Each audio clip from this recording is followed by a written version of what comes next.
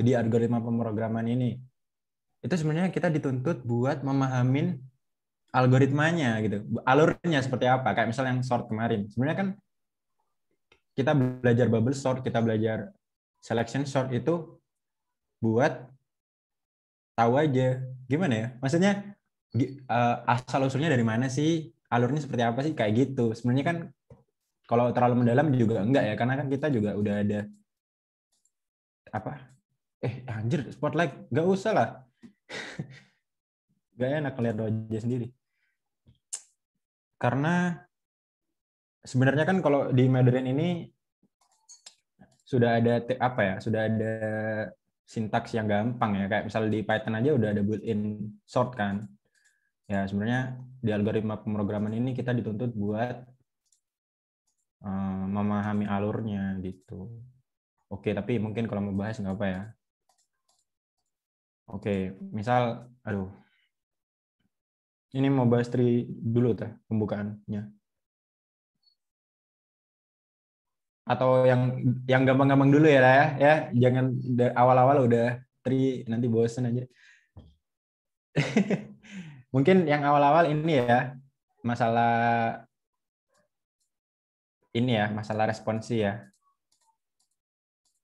Kok responsi sih? Ini apa sih? Cara presentasi masalah pas pembukaan responsi Alpro. Ini maksudnya UAS tah?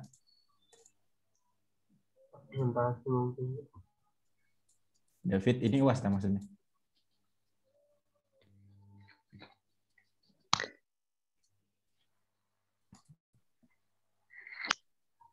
Kayak UAS deh, kayak sih presentasi.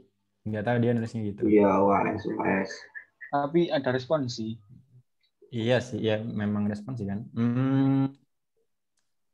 Sebenarnya nggak tahu ya, ini yang benar yang mana ya. Maksudku, kita kan nggak tahu apa yang sebenarnya diinginin dosen kan.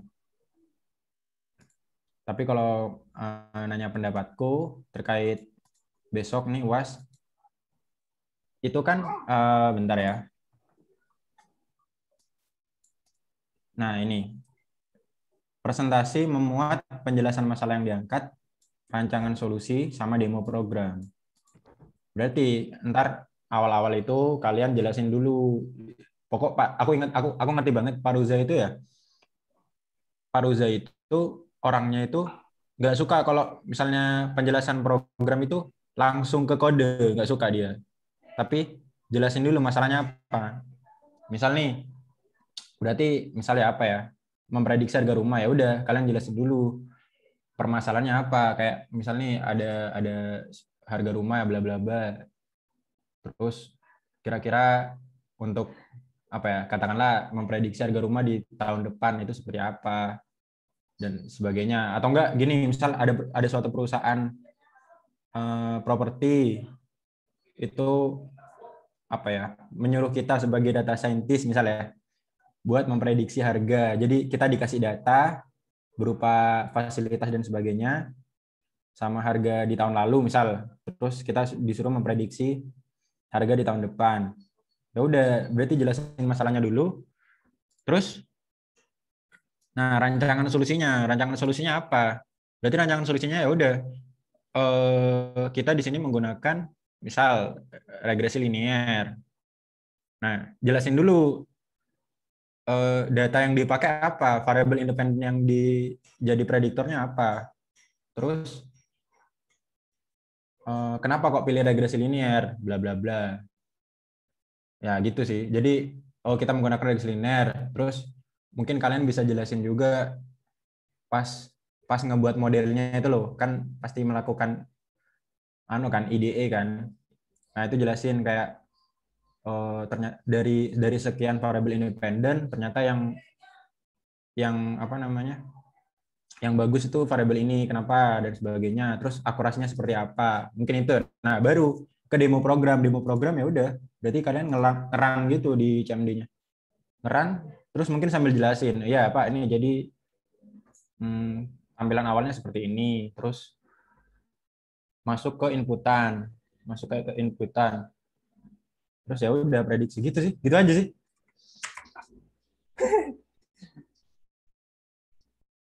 Oke, Gimana, Rek? Terus ini ada yang tanya ya, kenapa .shaft itu yang safe model? Oke,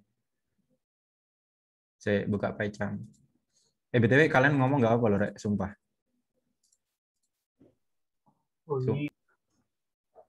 Ternyata kayak gini rasanya jadi kalau dosen ngomong terus didiemin, Cuk. Susah banget ya.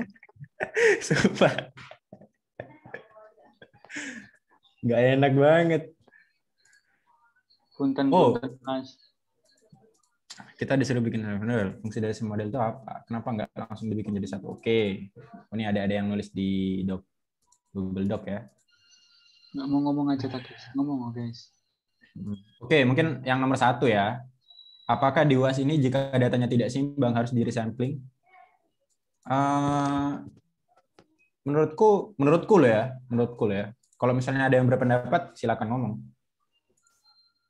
Menurutku enggak sih, enggak di resampling sih. Maksudnya ntar kita presentasi ya udah apa adanya. Maksudnya apa adanya yang sudah kita buat gitu loh. Maksudnya enggak. Coba ini jelek datanya nih, silakan kalian ubah bla bla. Kayaknya enggak deh. Kayaknya udah apa adanya. Kalian jelasin terus udah next ke kelompok selanjutnya gitu sih menurutku ya. Jadi sebisa mungkin kalian maksimalkan bahwa model yang kalian buat itu sudah yang terbaik lah sebisa mungkin. Karena kan Pak Roza juga udah ngasih waktu banyak banget kan. Jadi sebisa mungkin gitu sih buat model yang bagus. Terus nomor 2 ya, kita disuruh bikin safe model. Kalau ada pendapat langsung raise hand, langsung ngomong aja ya.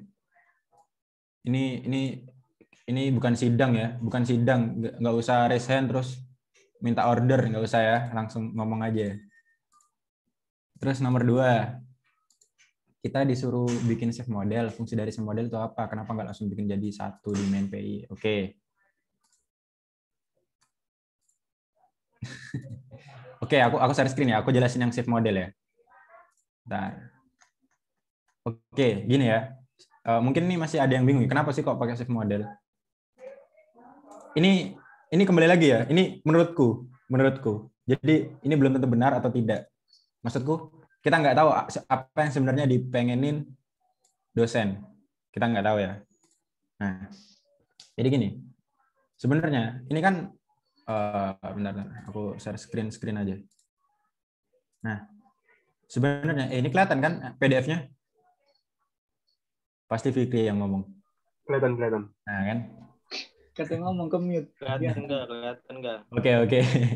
Nah, di sini itu dijelasin kan. Program yang dijalankan tidak boleh memuat proses pembuatan model expert system atau training. Jadi yang di-run sewaktu presentasi nanti itu udah udah tinggal prediksinya aja gitu kan. Terus object oriented script training itu berbeda. Program yang dijalankan tinggal membuat trained model. Jadi model yang sudah di training. Oke, nah mungkin secara simpel ya. Kita abaikan dulu ya ini ya. Ini kan disuruh kumpulin 3. Kita abaikan dulu. Nah, kalau secara simpel yang sudah kita pelajarin ya. Misal di sini deh. Ini pura-puranya Google Colab. Kalian kan pasti awal-awal ada IDE kan, kayak visualisasi ngelihat datanya dan sebagainya, bla bla bla. Sampai di model fit, modelnya udah jadi gitu kan. Nah, kalau di Google Colab mungkin kan langsung kan di bawahnya langsung model.predict gitu kan. Model.predict. Terus variabel independennya apa? Misal ada 3 berarti ya udah x, y, z misal. Di run keluar prediksinya gitu kan. Sesimpel itu kan sebenarnya. Kalau misalnya itu bukan OOP, maksudnya satu file, jadi satu file. Nah, tapi yang diminta di sini adalah object oriented. Script training berbeda, program yang dijalankan tinggal membuat train model. Nah, kalau secara ini kita nggak usah ke safe model dulu ya. Kalau secara konsep yang udah diajarin Pak Ruza, yang udah diajarin itu tentang OOP ya. Simpelnya berarti kan prediksinya itu file yang berbeda. Misal di main ini ya, prediknya. Terus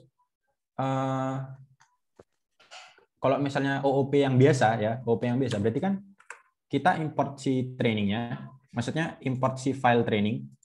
Oke, gitu. Terus nanti prediksinya berarti training.model.predict gitu kan. Exit sama aja. Berarti ini kan dia OOP. Nah, tapi kenapa sih kok di PDF-nya itu diminta shift model? Kenapa? Nah, gini kalau menurutku ya. Menurutku, kalau misalnya kayak gini, ini kan OOP. Berarti dia ngejalanin simin kan, bla bla bla sampai predict. Nah, pas di sampai predict, dia harus memuat training kan. Maksudnya merun file training ini. Berarti setelah dia sampai sini, dia bakal ngeran file training dari atas. Dari read CSV, bla bla bla, model fit lagi, baru ke predict. Gitu kan. Kalau OOP. Nah, terus kenapa kok pakai shift model? Nah, shift model ini fungsinya ya. Jadi ini kan pakai pickle ya. Sebenarnya banyak metode, nggak mesti pickle, tapi salah satunya pickle yang built-in. Nah, fungsinya pickle ini, yang shift model ini adalah model yang sudah jadi ini, yang sudah di training, itu kita simpan ke dalam satu file. Ya beratnya ini ya, file ini ya. Nah, file ini itu apa? File ini itu adalah model yang sudah jadi, model yang sudah di-train. Nah, sehingga kalau misalnya di main itu, kita kan tinggal load kan, pakai pickle load. Pickle load, nama filenya mode RB, berarti kita ngebaca gitu ya. Seperti ini, kalau ini udah aku jelasin di tutor awal sebenarnya. Nah, ini aku assign ke variabel model. Nah, artinya save model ini aku baca, maksudnya programnya baca, di-assign ke model. Nah, berarti pas dipredict, dia tinggal model.predict. Model itu yang di pickle load ini. Nah, kalau misalnya kayak gini, pas dia di-run, pas dipredict, itu langsung tanpa perlu ngeran dari read data, bla bla bla. Nah, itu fungsinya di save adalah agar kita tidak nggak boros waktu lah, efektif. Jadi model yang sudah tersimpan tinggal dijalankan gitu sih. Gitu sih jawabannya. Ini kalau yang nulis di nomor 2, kalau misalnya sudah terjawab di highlight ya. Ini kan udah terjawab ya. Ini tapi kalau misalnya ini belum menjawab, ditambahin ya di sini. Misal masih bingung, tambahin aja. Gitu sih jawaban dari aku. Mungkin ada yang mau nambahin nggak apa? Langsung ngomong aja ya. Oke. Terus Kak, jelas maksud dari pengumpulan pakai zip ya. Zip itu adalah salah satu ekstensi kompres. Jadi ada zip, ada rar kan. Nah, zip itu yang apa ya? Memungkinkan kita dari banyak file itu bisa dikompres jadi satu file zip. Nah, terus gimana caranya? Mungkin ada yang nggak tahu ya. Mungkin ada yang tahu, mungkin ada yang nggak tahu. Nah, caranya gimana? Oke. Misal ya.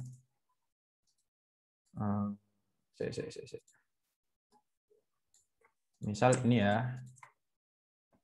Bentar.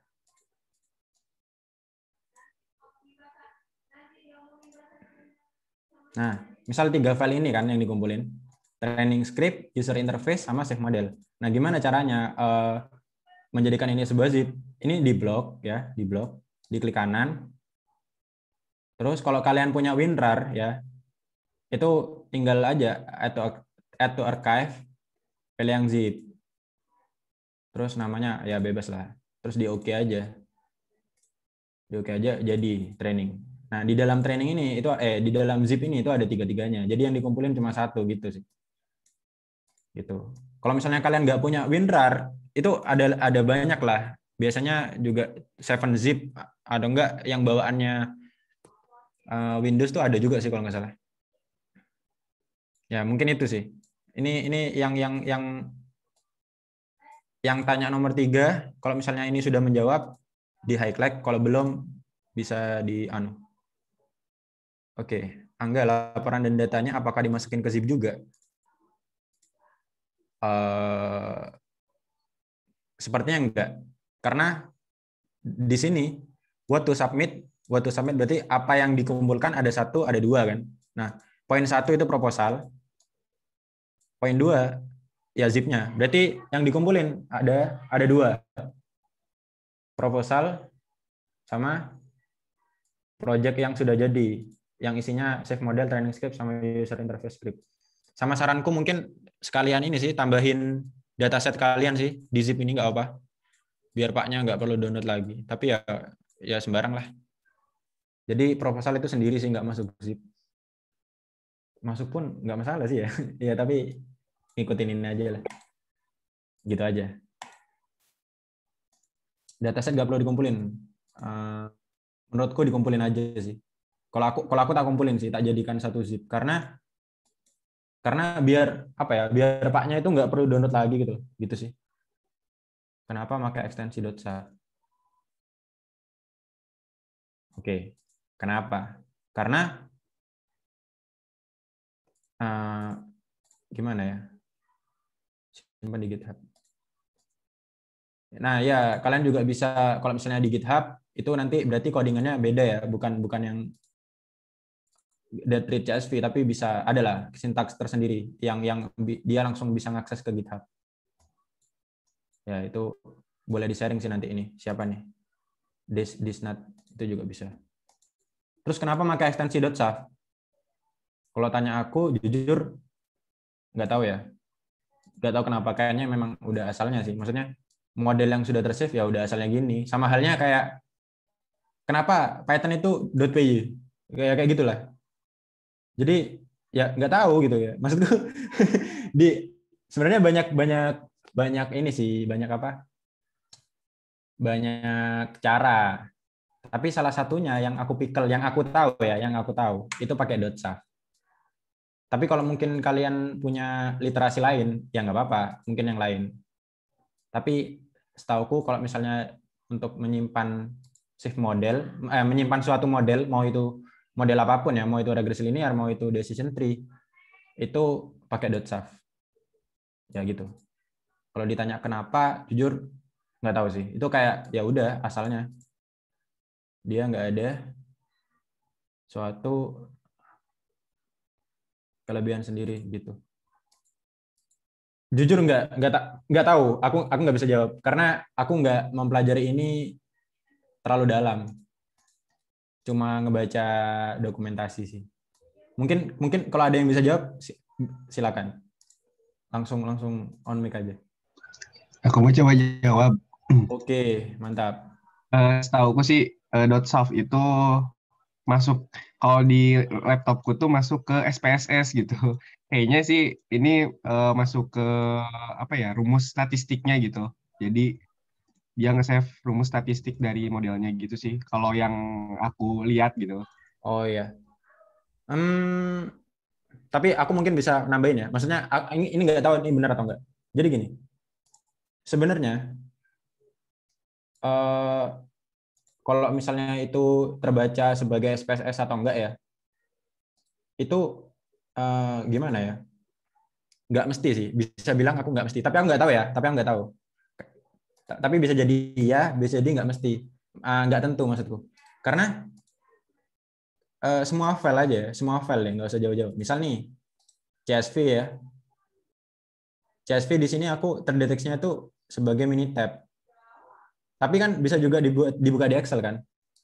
Nah, maksudku gini. Tapi bisa masuk akal ya, aku nggak tahu juga ya kalau itu file. Misal ini ya, ini Microsoft Excel ya. Tapi misal aku ini open with pakai mini tab, terus atau ini berubah, ya misal ini ya, ini misalnya ini kecentang, itu biasanya kayak apa ya? Si Windows itu otomatis merubah apa ya bahasanya ya? Pembukanya lah. Misalnya ini aku gini ya, ini berubah jadi mini tab. Nah, itu kan. Jadi mau itu bisa dibuka atau SPSS atau enggak tahu ya. Soalnya aku ada SPSS juga, tapi ini enggak kedeteksi sih. Tapi coba ya. Aku coba buka, ternyata error, nggak bisa dibuka. Oh ya, berarti memang kebetulan. Yeah. Jadi misalnya ini ya .sav. Aku open with pakai misal pakai Photoshop deh, ya misalnya, misalnya, ya error. Nah, tapi dia jadi Photoshop, paham nggak maksudku? Ya mungkin itu, seperti itulah, contoh.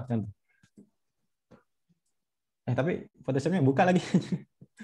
Ya kayak gitulah maksudku kayak gitu. Jadi itu bisa jadi apa ya,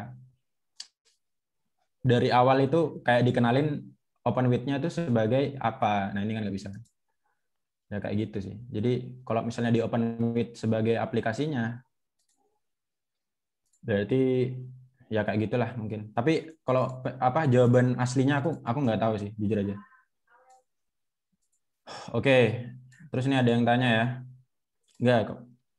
Ya, tapi ini misal ada jawaban lain bisa langsung on mic ya, Dek? Yang .saf. Karena aku juga nggak tahu ya. Tapi mungkin kalian browsing nggak apa. Terus kemarin waktu buat model pakai label encoder itu apa? Buat apa? Nah, jadi label encoder itu sebenarnya sama kayak dummy sih, Dek. Sama kayak dummy. Dia ibaratnya dia mengubah data yang apa sih bahasanya itu? Yang bukan numerik, satunya apa, Rek? Apa, Rek? Yang berupa huruf-huruf? Lupa gue anjir. Ya, kategori. Ya, jadi ibaratnya dia mengubah data kategorik jadi numerik. Cuman bedanya sama dummy apa?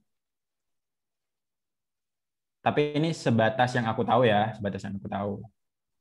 Nah, ini mungkin ada program statistik ya. Jadi mungkin SAF itu. Nah, jadi label encoder itu sebatas yang aku tahu, dia merubah kategorik jadi numerik. Cuman bedanya sama dummy, misal apa ya? Misal ini deh wilayah. Nih wilayah kan aku ada northwest, ada northeast, southwest, southeast. Kalau misalnya ini aku pakai label encoder, dia itu jadi 0, 1, 2, 3 gitu. Bedanya itu. Dia jadi angka lah, jadi ada labelnya masing-masing. Cuman kalau dummy, dia kan cuma 1, 0, 1, 0 gitu kan, ada baseline-nya. Gitu sih, bedanya itu sih. Gitu. Jadi karena label encoder itu juga apa ya? Bisa diperlukan dan efektif di beberapa metode. Jadi itu penjelasannya, apa fungsinya itu. Nah, aku pakai label encoder ya untuk yang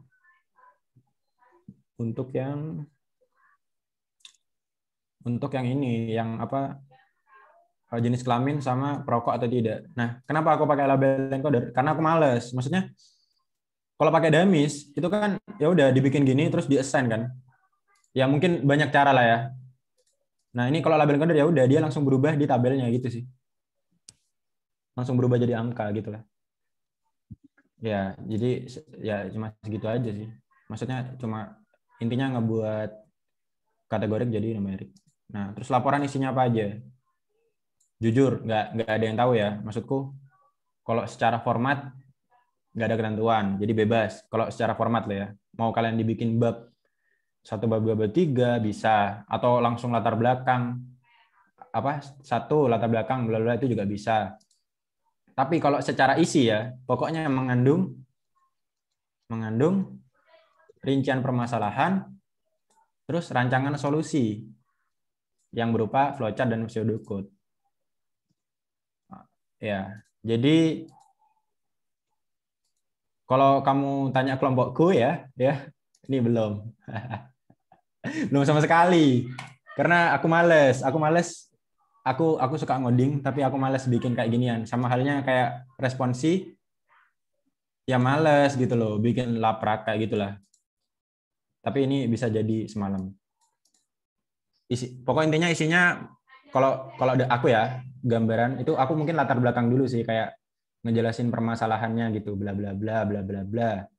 Habis gitu masuk ke detail ininya, mungkin dataset ya, kayak detail datasetnya. Ini tuh dataset tentang apa sih? Oh, tentang ini, variabel independennya apa aja, bla bla bla. Terus baru masuk ke solusi. Misalnya permasalahannya tadi tentang kepingin memprediksi harga rumah di tahun depan biar apa misalnya. Ya kalian buat study case sendiri lah. Baru solusinya adalah program yang kalian buat. Misal program untuk memprediksi ini, untuk membantu klien membeli rumah misalnya kayak gitulah atau apalah. Ya, baru masuk ke flowchart dan pseudocode. Terus jelasin aja ininya. Kodenya secara singkat gitu sih. Nah, ini Alfadani udah balas. Oke, gitu sih, Rek. Terus apa? Ada lagi nggak? Terus mungkin Hanif atau Areta mau ngomong juga nggak apa-apa, Rek, sumpah, Rek. Biar aku nggak sendirian. Gitu. Ini ada berapa sih emang? 37. Nah, gitu. Terus ini sumpah kalian tanyakan apapun loh ya. Nggak harus yang baru-baru ini. Nggak harus tentang UAS. Misal kalian masih bingung cara bikin fungsi gimana misal. Terus bedanya return sama print. Terus apa penulisan parameter di fungsi itu seperti apa kayak gitu-gitu. Itu nggak apa-apa loh sumpah. Soalnya kan bentar lagi itu semester 3. Pasti lebih kompleks kan? Maksudnya pasti lebih kompleks dan yang dasar itu ya harus di luar kepala minimal. Nah, itu nggak apa-apa, sumpah. Tanyain aja. Ini kan anonim kan. Atau apapun deh, sumpah. Apapun deh. Untuk yang tri ya, tadi yang tri untuk transversal ya, apa? Yang apa sih itu? In order, post order, pre-order itu aku ada channel YouTube sih. Bukan channel YouTube. Ada tutor dari orang India itu logikanya bisa dipahamin terkait pre-order, in order sama post order. Mungkin yang waktu itu punya linknya bisa dikirim.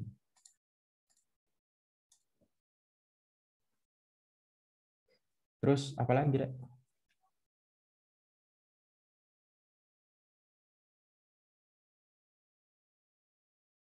Sumpah nggak apa, tanya apapun, Rek. Sumpah jangan malu-malu.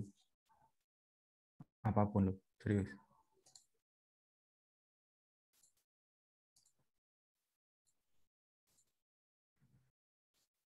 Kak, di decision tree apakah ada asumsi yang harus dipenuhi?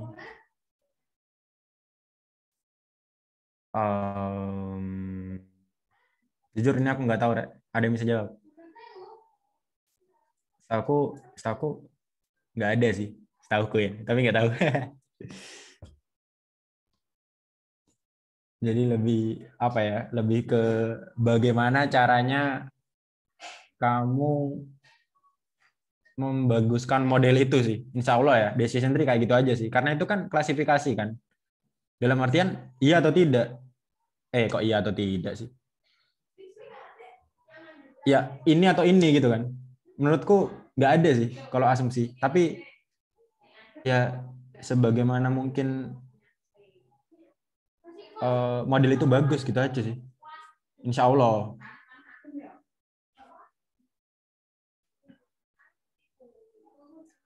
Bisa aja memang bagus. Ya. Bisa lihat dari akurasi. Oke. Recall.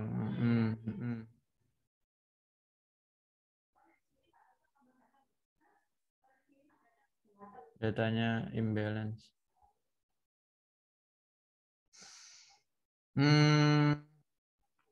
Oke, gini.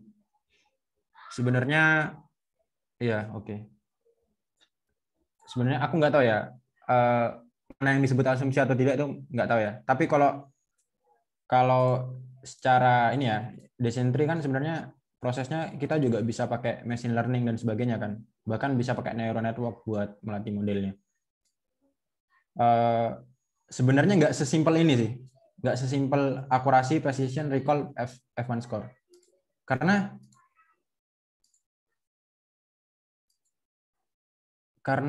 kalau ini ya, selama yang aku belajar ya di course gitu. Karena kalau misalnya orang yang benar-benar ini ya bikin model yang asli ya, itu benar-benar dianalisis kayak dibikin, sumpah ribet lah intinya. Gimana ya bahasannya? Misalnya ini aku bukain yang di coding ya. Aku bukain di coding ya. Contoh machine learning. Enggak, ini apa ya? Ya sharing-sharing aja lah.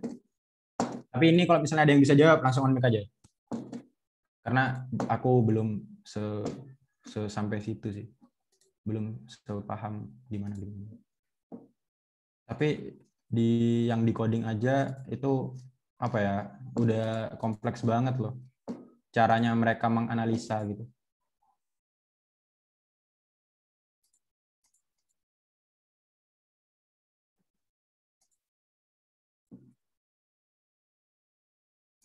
Misal ini ya.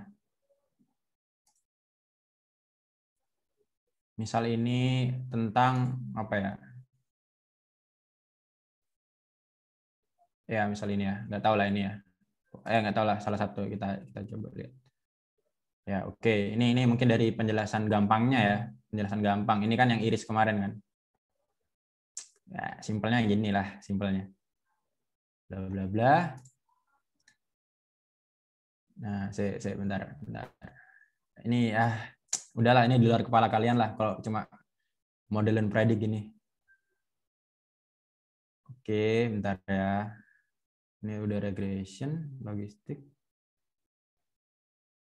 Mana ya?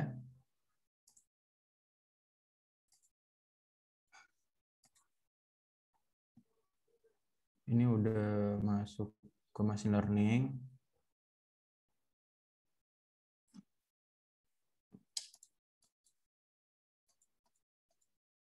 Ini sumpah bantu ya yang bisa jawab, karena jujur aku belum bisa menjawab yang gimana. Tapi intinya kalau beneran ini ya, kalau beneran yang decision tree terus kita di suatu case yang asli ya, itu sumpah datanya tuh ribuan apa ya, kayak emang sesulit itu gitu. Bahkan ini kayak gini-gini aja ya, ada overfitting, ada underfit. Ya ini itu kayak semuanya itu harus harus dipastikan gitu loh. Kalau yang benar-benar data science ya, kayak benar-benar harus optimal gitu lah, sebagus ini gitu. Kalau aku pengen yang benar-benar bagus tuh, kayak gimana ya? Aku juga jujur ini aja aku masih bingung. Apalagi kalau udah ke ini neural network. Ini sumpah neural network udah kayak gila aja lah ini. Tuh kan, bingung kan. Nih, apa ya, kalau udah di data science beneran, itu data yang acak kayak gini ya, itu benar-benar bisa ditentuin loh mana yang bagus gitu. Ya pakai banyak metode sih. Jadi jujur ini aku belum bisa jawab ya. Maaf ya. Maksudnya jawab pastinya tuh aku nggak tahu ya, karena data science kalau misalnya didalemin banget ya, itu gila sih. Maksudnya ya sulit. Sulit banget sih. Ya gitu. Ini belum yang kayak SVM gini. Itu. Ini nanti tapi kalau misalnya kalian butuh ya, ini materinya aku coba inilah. Misal kalian nggak punya decoding, mungkin ini aku rekap, atau mungkin gimana lah nanti aku rekap kayak jadiin PDF gitulah, bisa juga. Ini aku bagi lah ini. Ada TensorFlow juga, gitu sih. Ya gitu ya. Jadi aku belum bisa jawab yang gimana. Flowchart dimasukin ke laporan atau lampirannya? Menurutku di laporan sih, di laporannya masuk ke bagian solusi sih dia. Karena ini tulisannya proposal yang memuat rincian permasalahan yang diangkat serta rancangan solusi yang akan dibuat dalam flowchart. Berarti dia masuk ke solusi lah. Masuk ke ya gitulah. Masuk ke solusi. 93 mau nikah. Ya, silakan. Oke, itu sih. Ya, itu sih. Mungkin ada yang minta ditanyakan lagi atau ada yang mau nambahin, sumpah Rek. Sumpah ngomong kok. Gak apa Rek. Apapun itu. Persis. Ngomong dari. Iya sih. Ya ini apa? Salah satu decoding silabus di decoding. Kalau kalian mau tahu ininya apa namanya? Tugas akhirnya ini ya, yang machine learning ini itu mana ya tugas akhirnya? Ini. Itu bikin image classification sih. Kalau kalian mau ya ntar ini mungkin aku coba rekap gitu jadiin satu PDF terus ini kalian latihan, kalian inilah bikin image classification. Jadi ini tuh pertama itu ada mengklasifikasikan, misal ada gambar itu tangan gunting batu kertas. Nah, itu si programnya bisa tahu kalau misalnya kalian ngirim gambar gini berarti gunting, kalau gini batu, gini kertas gitu. Itu simple sih, tapi pusing juga gitu. Terus ini ada juga yang mendeteksi apakah kamarnya itu bersih atau berantakan. Ya, ini ntar kalau mau bisa aku bagi lah. Kalau ada yang tanya ini bayar atau enggak sih, ini beasiswa sih. Aku pernah share kok di Applet kalau nggak salah dulu beasiswanya tentang ini. Lintas Arta. Kalau kalian mau ya, mau ini yang materi ini ada sih, saya coba ya. IDCamp. Kayak nggak tahu masih kebuka apa enggak. Nah, masih Rek? Paling ya, masih. Enggak. Masih apa enggak ya? Si. Mana ya? Aku waktu itu dapat bentar. Bahkan ini aku ada tokennya sih, tapi nggak tahu bisa dipakai kalian atau enggak. Soalnya belum tak pakai.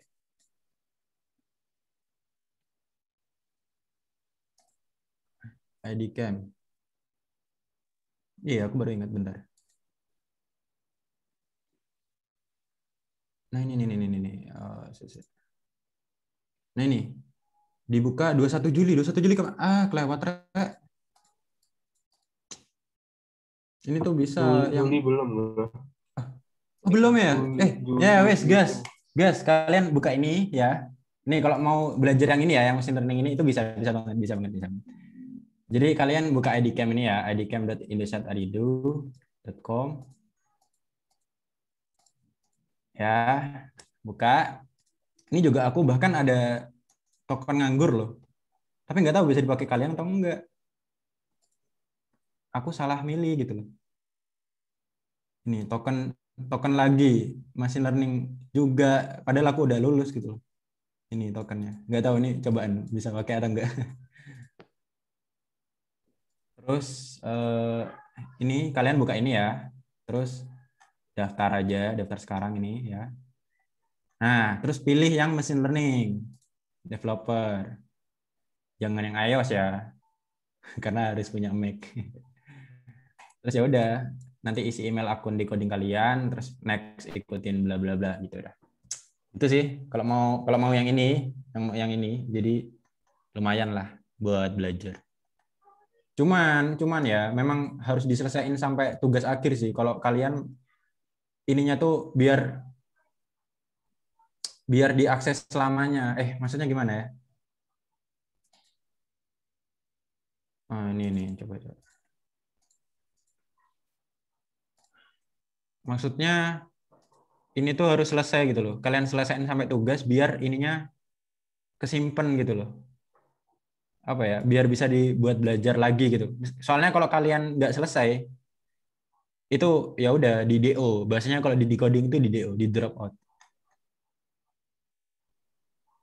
Nah, itu pengen dapetin yang menengah tapi nggak dapet. Yang machine learning tapi yang menengah. Gitu sih. Oke. Cara bagusin akurasi model tuh gimana? Terus cek Atau nilai skor beda soalnya. Oke, gini ya. Ini jawabanku ya. Sekali lagi jawabanku. Kalau misalnya ada yang mau nambahin, langsung interupsi aja. Oke, gini. Jadi ya, kalau misalnya model, cek akurasi model, kan expert system itu ada banyak. Ya, salah satunya yang kita pelajarin itu decision tree sama regresi linear, ya kan. Nah, kalau decision tree ya, karena dia tipenya itu klasifikasi, apa ya? Satunya klasifikasi itu apa sih? Ya pokok kalau klasifikasi kan antara ini atau ini gitu kan. Misal menentukan jenis bunga. Ini bunga mawar atau bunga melati misalnya contoh. Nah, kalau yang tipenya seperti klasifikasi gitu, itu untuk cek akurasinya ya pakai ini model score. Jadi pakai di split train sama tes, terus di apa namanya, dicek akurasinya. Jadi misalnya ini contoh ya.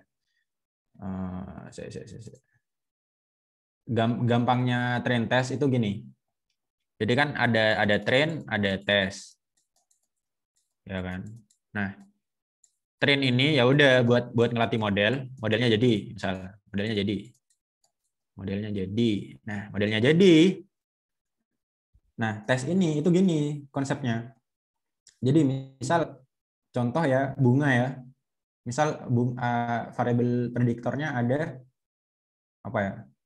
Misal jumlah itu apa sih, gini-gini tuh apa sih namanya? Ya itulah jumlah mahkota ya. Apa ya? Jumlah itulah jumlah daun deh gampangnya. Misal jumlah daun 3, panjang tangkai 5 cm misal. Nah, di data asli 35 itu bunga mawar misal. Terus misal 26 itu bunga melati.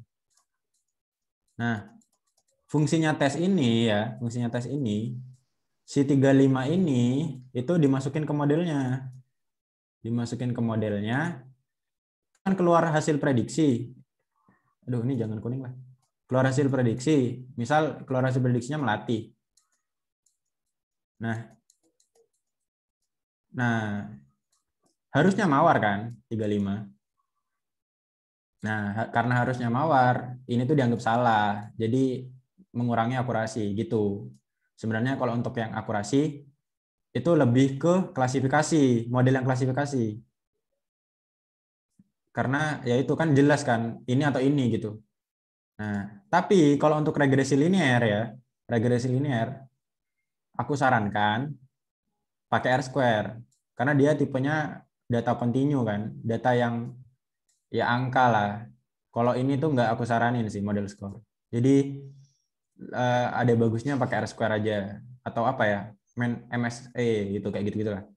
Kalau regresi linear. Karena kan gini loh, kalau misalnya kalau pakai yang score ini, itu misal nih harga rumah, kamarnya 3, luasnya 5 meter ya, contoh ya.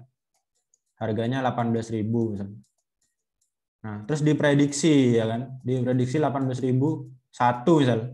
Ini kan sama akurasinya udah dianggap beda kan. Maka dianggap jelek. Nah, padahal kan ya cuma beda dikit lah. Karena kan ngelihat error kan. Kalau regresi itu kan ngelihat error. Misal ini regresinya, terus data aslinya di sini, gitu kan. Data aslinya di sini. Nah, ini berarti semakin jauh berarti semakin error gitu kan. Tingkat errornya. Nah, lebih cocoknya pakai R-square atau MSE gitu-gitu, yang gitu-gitulah. Itu untuk regresi linear. Jadi aku nggak saranin yang model score ya. Aku saranin kalau regresi linear ya udah di-train aja semua datanya. Terus cek aja R-square-nya ya kayak statistik lah. Kayak gitu sih kalau regresi linear, karena dia datanya continue. Jadi ngelihat errornya, rata-rata errornya tuh seberapa sih jarak jauhnya ini errornya gitu. Jadi kalau regresi linear atau yang sifatnya continue lah, yang bukan klasifikasi, itu lebih baik pakai R-square sama berapa banyak sih asumsi yang dipenuhi gitu aja. Kalau regresi linear gitu sih.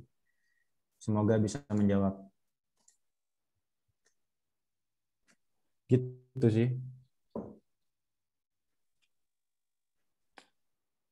Ya gitu. Semangat. Jadi yang ini kalau kalau misalnya masih bingung bisa ditambahin ya di sini. Oke. Itu sih, Rek.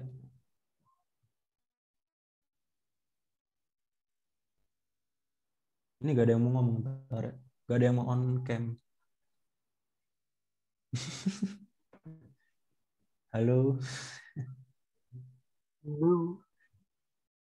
Kita gini jadi becici. Ya enggak. Kelas saya akhiri ya, nak. Ya, jadi gitu sih, Rek. Semoga bisa menjawab ya lumba-lumba anonim. Udah. Ini lumba-lumba anonim kan? Ini hijau ini. Iya, lumba-lumba anonim. Oke, ada pertanyaan lagi, ta? Tadi yang di slide apa ya? Graph ya. Handling error with loop in user interface. Oh, user interface. Oh, itu yang itu masih ditanyakan tuh itu. Yang handle error. Ya, nggak tahu. Silakan. Tapi handling error ini tuh kamu bakal menjelaskan secara general error atau gimana? Itu kan di soalnya dia mention di user interface itu ya. Itu aku apa maksudnya gimana itu? Ya itu, makanya nggak tahu kan? Bingung kan? Iya, iya. Iya, jadi yang tanya ini, Rek, ada kan di slide itu ada yang tanya handling error with loop in user interface. Itu maksudnya apa? Ada yang ini nggak? Ada yang merasa bertanya ini nggak? Tolong mungkin bisa dijelasin pertanyaannya gitu. Terus ya silakan tanya apapun. Misal ini loh apa ya apalah serah.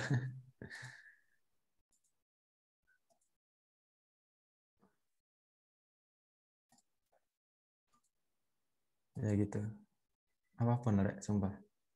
Ayo masa nggak ada yang bertanya sih? Ah, malu-malu orang-orangnya. Nah, biasanya kalau pas respon sih rame loh.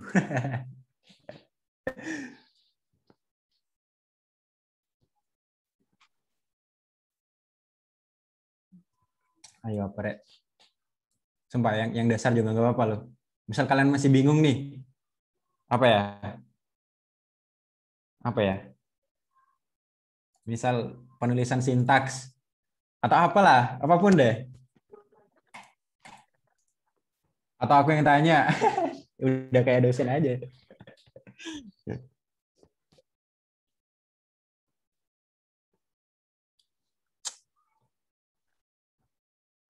Keheningannya bener kayak sarsa di kelas ya keheningannya gitu ya. Kayak bisa Iya, dia mau udah. nanya apa? Aku ngerti Hening nih, dulu. aku ngerti rasanya udah.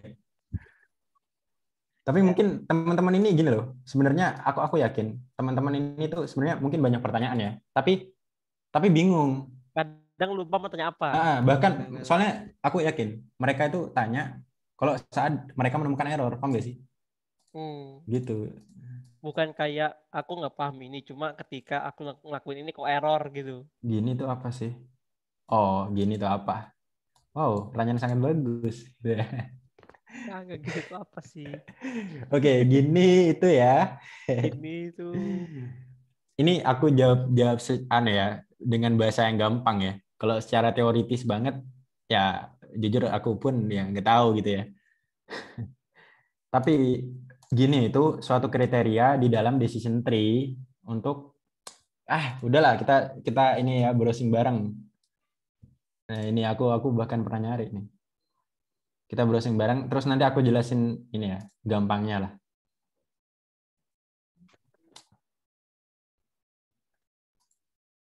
Terusnya apa? Kak, metode pengambilan data dengan cara kita ambil dari pihak ketiga itu apa namanya?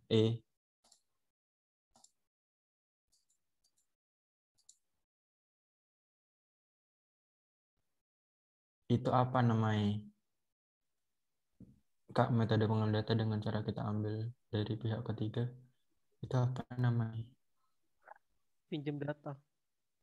Apa? Data acquisition dah. Download. Download. Coba bentar. Data acquisition di sini kayaknya dijelasin deh. Aku kalau masalah istilah-istilahnya nggak ngerti sih. Soalnya kita pun download gitu loh di situ.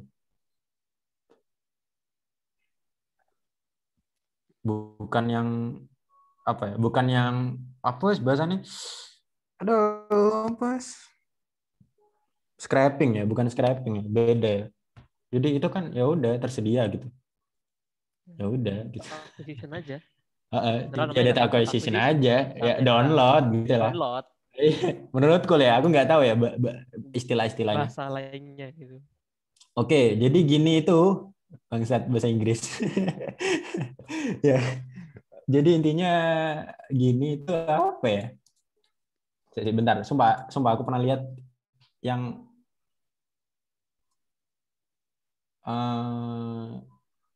yang apa ya, gampang lah waktu itu. Mana ya?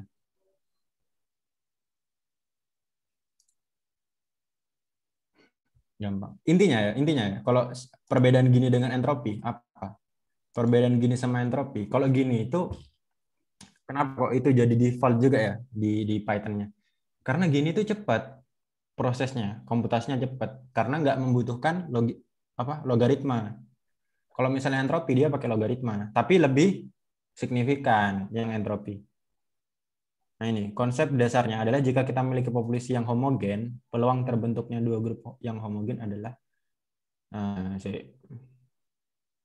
semakin tinggi gini indeksnya, semakin homogen grup yang di split. Yang apa sih bangsat? Bentar.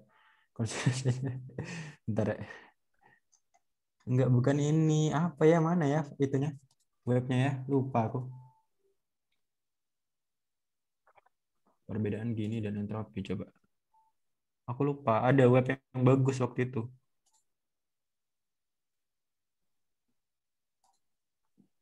Kalau metode pengambilan data ya, data itu ya tadi udah dijawab.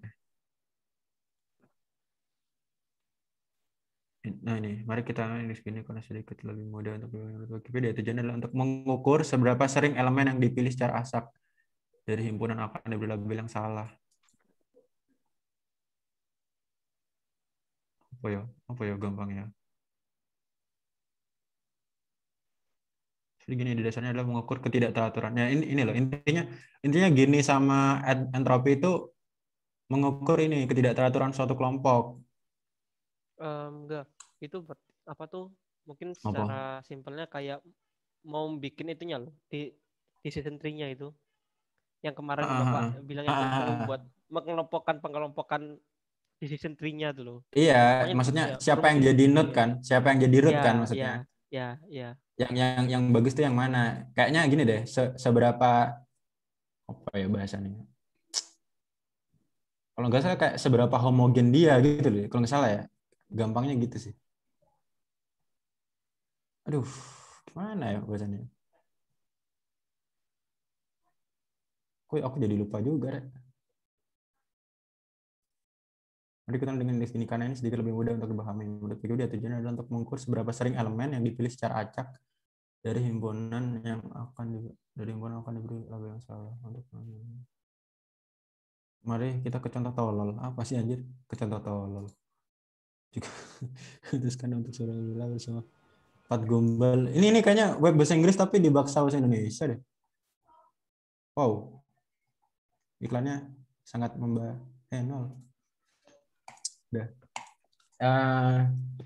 Mungkinlah yang ini deh, yang kalian tahu deh, bisa jawab ini kalau secara bahasa mudanya. Tapi intinya kalau aku gampangnya ya gini sama entropi itu kriteria untuk menentukan gitu sih kalau aku jawab pakai bahasa yang gampang. Yang jelas kalau gini itu penentuannya nggak pakai logaritma jadi dia cepat. Gitu aja sih kalau dari aku. Kalau secara teoritis aku nggak terlalu mempelajari yang teori banget. Ya.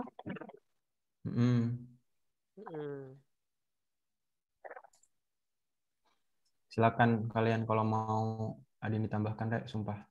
Tanya apapun deh, atau kita ngerjain soal. atau kita coba-coba. Enggak, Nah. tapi nanti buat nilai UAS-nya tuh ya tugas proyek ini kan, buat alproprak maupun yang teori. Iya.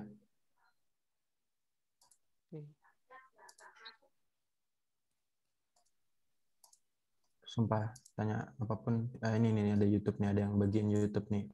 Ifrit anonim nih. Sumpah, kalau gitu berarti aku yang tanya deh ke kalian.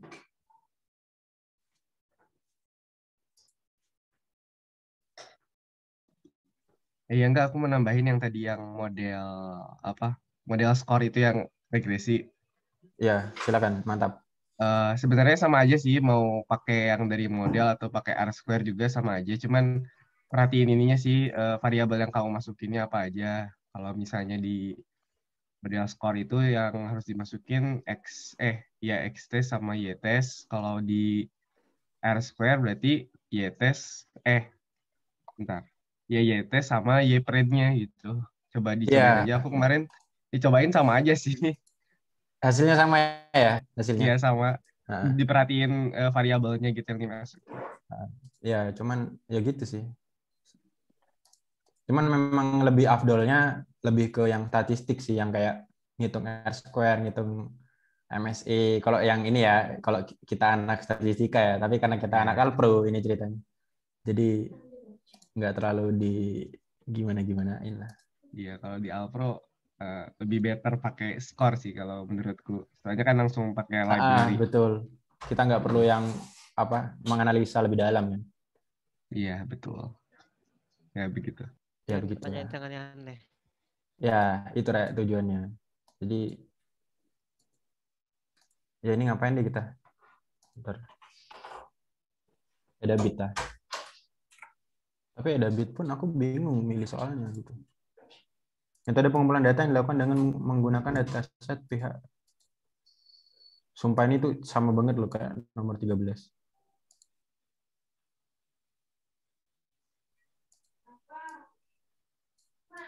Metode pengumpulan data yang dilakukan dataset. Ya biasa, data acquisition biasa. Pihak ketiga nih ngapain dulu? Kalau dia sudah menyediakan dan kita download, ya udah. Metodenya apa ya? Ya data apa ya? Ya pokoknya secara general kalau pengambilan data namanya data acquisition gitu kan. Tapi kalau metode nge-scraping dari web atau apa gitu ya data scraping gitu loh. Gitu. Ya simpel itu aja sebenarnya sih. Tapi nggak tahu ya apa tuh Coba maksudnya ada kita istilah lain kita ya. cari ya tipe-tipe data acquisition. Apa? Kita kan belajar bareng nih di sini.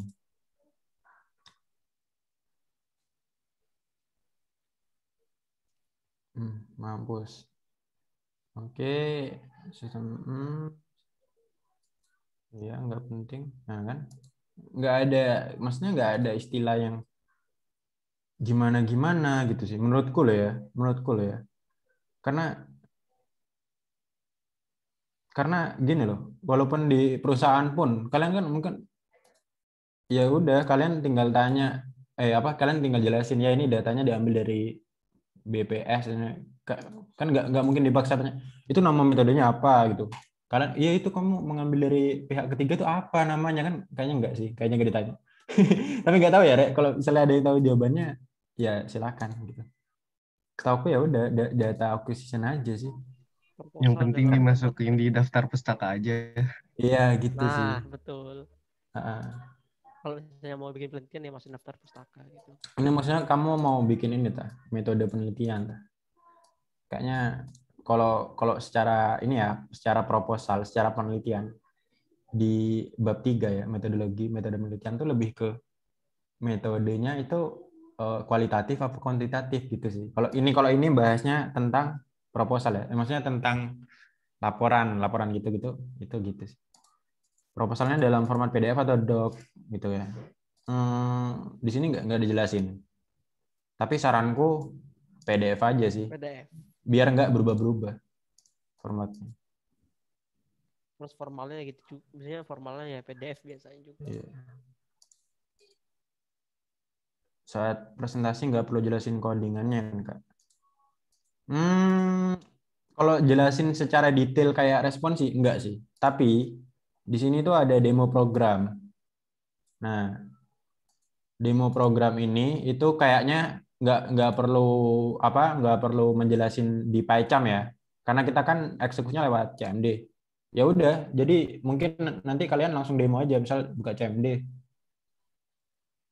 Ya Pak, ini jadi kita run ya, misal kita run, gitu kan. Ya udah kalian jelasin nih. Ya, jadi tampilan awalnya seperti ini, bla bla bla bla bla bla. Terus ya gitu-gitu aja sih. Gitu-gitu aja lah. Baru nanti kalau misalnya udah demo nih, udah jelasin. Kalau ditanya mungkin dijawab, gitu aja sih. Menurutku kalau demo itu apa ya? Seakan-akan gini deh. Seakan-akan kalian ini developer. Nah, ada perusahaan yang apa ya? Gini, ada perusahaan itu butuh developer untuk butuh data science deh buat memprediksi ininya gitu ya. Nah, gimana sih cara kalian apa ya mempresentasikan program kalian? Sebenarnya kan mereka nggak peduli kan kode kalian apa gitu kan. Kayaknya lebih gitu sih, lebih ke menjelaskan ini tuh gimana sih programnya gitu sih. Kayaknya loh ya. Tapi tetap kita nggak tahu, itu menyesuaikan nanti pas di lapangan. Karena penuh kejutan kan, kalian tahu sendiri kan. Ya gitu. Oke, sekarang ini aku juga bingung mau ngapain tuh. Sumpah, tanya apapun deh. Bangsat, ini apa nih? Sering lihat soalnya. Buat nge-passing function. Jujur nggak tahu, Rek. Sumpah, ini apa nih? Aku jujur nggak tahu. Jujur baru tahu. Kita cari. Nah, kita cari aja. Kita kan belajar bareng kan? Sebenarnya adalah sebuah variabel. Kadang juga disebut dengan magic variable karena kemampuannya yang aneh. Variabel ini memiliki kemampuan khusus karena ada tanda bintang depannya. Kalau tidak ada itu, maka akan menjadi variabel yang biasa-biasa saja. Lalu bagaimana cara menggunakan dalam program? Oke. Kapan args dan quarks digunakan? Jika kita mencoba membuat variabel dengan nama args dan quarks, maka akan terjadi error. Oke, error. Kenapa bisa begitu? Karena ada simbol bintang depannya. Sedangkan pada aturan penulisan variabel di Python, kita tidak boleh menggunakan simbol kecuali underscore. Oke, lalu di mana penggunaannya? Rule args digunakan sebagai parameter dalam fungsi. Oke, bentar, aku pahamin. Def panggil bintang nama, print on daftar orang dipanggil, for orang in nama, print orang. Oke. Panggil ini namanya. Bukan lagi, kita juga bisa membuatnya suka hati. Bintang nama, buku. Hasil outputnya. Pada contoh di atas, kita memberikan 3 parameter ke dalam fungsi panggil. Sedangkan pada bawah ini kita hanya menggunakan 1 parameter. Oke, paham.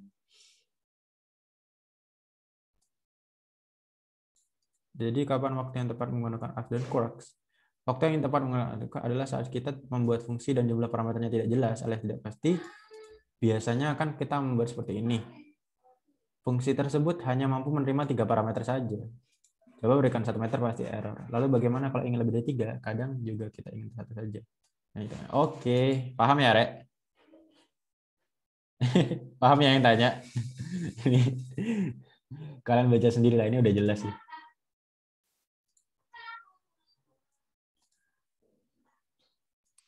Ini akan membuat parameter menjadi dictionary. Oh, ini loh, ini. Artinya akan membuat parameter menjadi tuple. Kalau ini dictionary. Belum tahu belum tahu itu tuple dan dictionary. Tahu lah ya, tuple sama dictionary.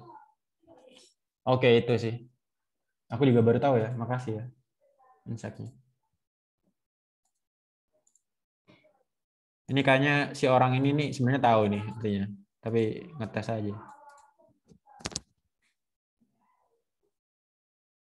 Ya, apalagi Rek? Mau bahas apa Rek? Bebas lu, sumpah.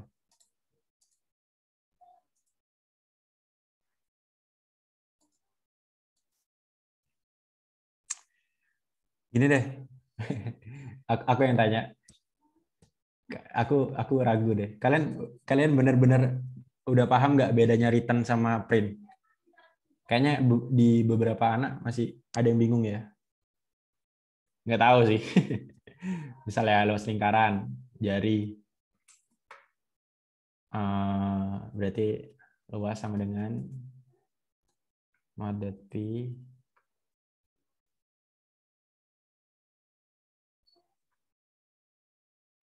import mat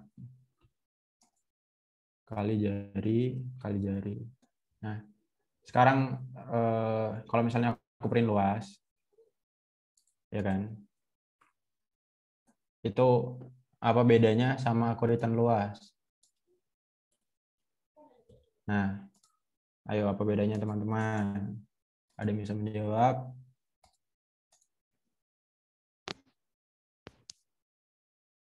Ayo, ada yang bisa menjawab tidak? Apa bedanya return luas sama print luas? Mungkin beberapa kali kalian banyak yang tahu ya, udah bedanya ya. Tapi mungkin sebagian ada yang bingung. Bukan bingung, kayak belum tahu gitu. Barangkali ini sebagai apa ya? Pengingat aja ya. Oke, ini ada yang jawab. Return buat nyimpen, print buat ngeluarin. Oke, simpelnya itu sih. Return buat nyimpen, print buat ngeluarin. Tapi apa ya? Apa deh perbedaan yang mendasar? Ya mungkin secara teori itu ya. Secara teori itu. Nah, langsung aku jelasin aja lah. Jadi gini. Ini terutama di PyCharm ya. Atau dimanapun lah. Kalau misalnya dia pakai return ya, pakai return. Misal aku panggil nih luas lingkaran 7. Ini ya. Gini deh, kalau misalnya aku run, apa ini keluarnya? Kalian bisa apa? Harusnya sih nggak keluar sih. Ya, kenapa? Tapi Ya, kalau gak usah ya. Oke. Ya, cukup jawab. Udah gitu ya. Terus yang lain. ya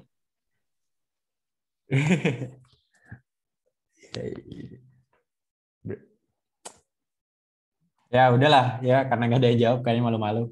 Ya, jadi kalau misalnya pakai return deh, dia tuh disimpan gitu kan. Nah, maka saat dipanggil, si fungsi ini dipanggil ya, kalau kayak gini aja, di run dia nggak bakal keluar. Nah, ini nggak bakal keluar kan, nggak ada apa-apa. Nah, kenapa? Karena dia disimpan doang gitu. Jadi kan kalian mungkin sering ya, mungkin ya beberapa kalian ada yang lupa gitu. Udah bikin fungsi ini banyak-banyak dipanggil loh, kok nggak keluar ya? Kok nggak keluar gitu. Nah, itu karena kalau di return dia tuh cuma nyimpan aja. Maka kalau mau manggil harus pakai print. Ya, harus pakai print. Nah, setelah di run dia keluar. Karena kalau di return itu disimpan aja gitu. Tapi kalau misalnya di sini pakai print,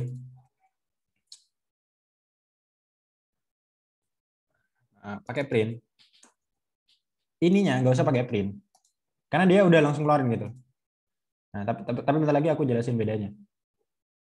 Nah, kalau misalnya kalian di sini pakai print, ya, outputnya pakai print, terus kalian print lagi, ya. Nah, di sini bakal ada none-nya. Nah, keluar none, hasil sama none-nya. Karena dia apa ya? Ibaratnya ngeprint apa ya? Ngeprint output lah. Ibaratnya sudah di-print kok di-print lagi gitu kan. Nah, terus kapan sih kita gunakan return, kapan kita gunakan print gitu ya. Nah, gak enaknya print ya, gak enaknya print itu nggak bisa kamu simpan. Misal gini. Misal ini print luas ya. Kamu simpan si fungsinya ini itu di dalam variabel gini ya. Dia bakal tetap keluar. Terus misalnya aku print A.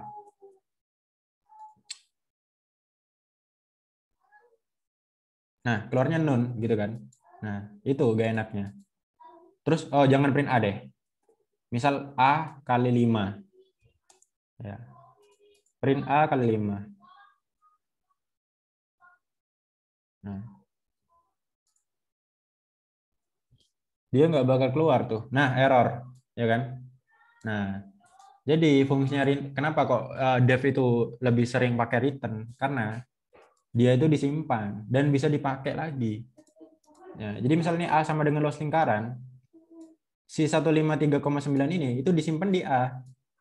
Nah, jadi sewaktu-waktu mau dipanggil lagi, misal aku pengen nih luas yang tadi udah dihitung itu aku pengen dibagi 7 misalnya. A dibagi 7. Ya udah, tinggal di run. Ini bisa pasti. Nah, bisa karena return ini disimpan terus disimpan ke variabel A, baru A-nya dihitung dibagi 7 gitu. Ya udah gitu aja sih. Simple. Barangkali ada yang masih bingung gitu. Gitu aja sih bedanya. Oke, ini ya ada yang tanya ya. Kak, gimana cara return multiple value dalam satu fungsi terus memanggil mereka spesifik kali. Oke. Oh, paham. Oke. Oke, ini nggak tahu ya. Kita coba ya. Jadi misal di dalam suatu fungsi ya, dia ngeluarin 2 hasil gitu ya. Berarti ya udah def apa ya misalnya ini deh keliling dan luas dari persegi ya misalnya dari persegi panjang berarti P, L parameternya berarti kelilingnya 2 kali panjang tambah lebar terus luasnya itu berarti kok gini sih iya bener ya luasnya panjang ke lebar iya bener oke terus berarti return-nya keliling koma luas misal kalau kayak gini ya kalau kayak gini aja ya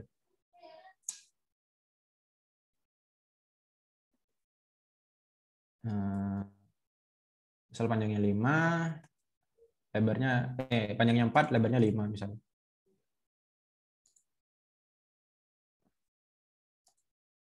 ini nggak tahu ya ini kayaknya ada yang salah mungkin kita coba nah ini kalau secara simpel ya dia keluar keliling ini luasnya gitu terus ini pertanyaan ini terus manggil mereka spesifik kali ya berarti maksudnya manggil satu-satu gitu misal manggil kelilingnya aja nah oke berarti misal ya ini aku nggak tahu ya ini aku nyoba jujur koma lu misalnya keliling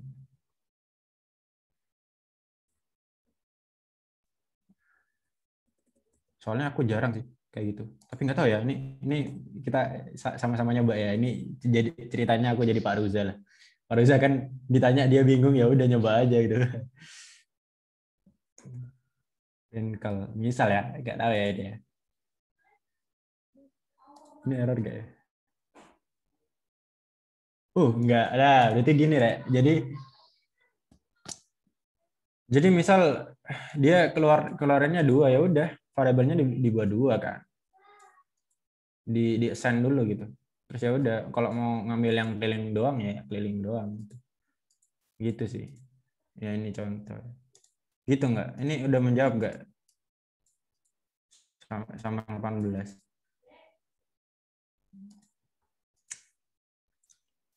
cuman kalau misalnya pakai return biasanya nggak terlalu banyak sih nggak sampai 5 gitu biasanya enggak sih makasih oke. Sama tapi kalau mungkin ada metode lain nggak apa loh ya ini kalau print lu bisa nggak aku jujur nih baru kayak gini deh. Baru nyoba oh ya bisa nah, misal keliling dari persegi panjang dengan P. Oh, nggak bisa ya. Grand minimal kencang adalah ini kan simple ya. Komakal ini bisa nggak kalau gitu? Harusnya bisa ya. Oh ya bisa. Oke gitu sih. Oke sama-sama.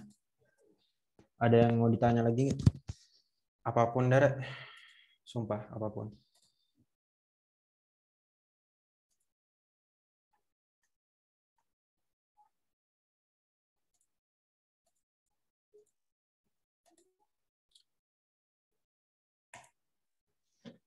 Apa ya? Bebas lah.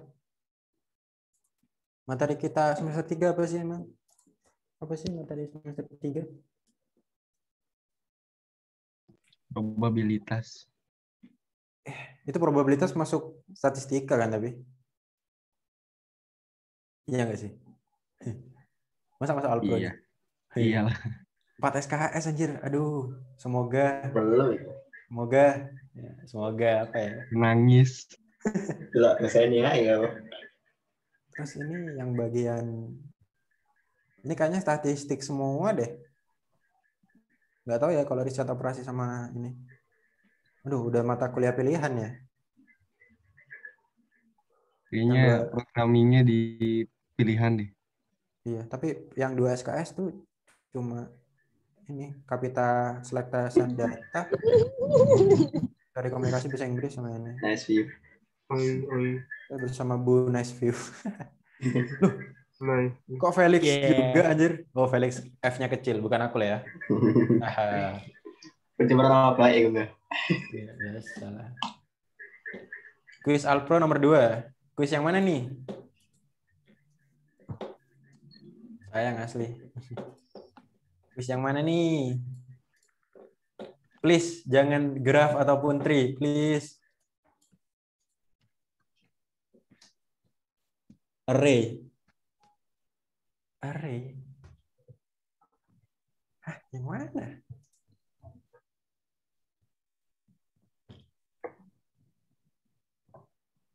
Mana tuh?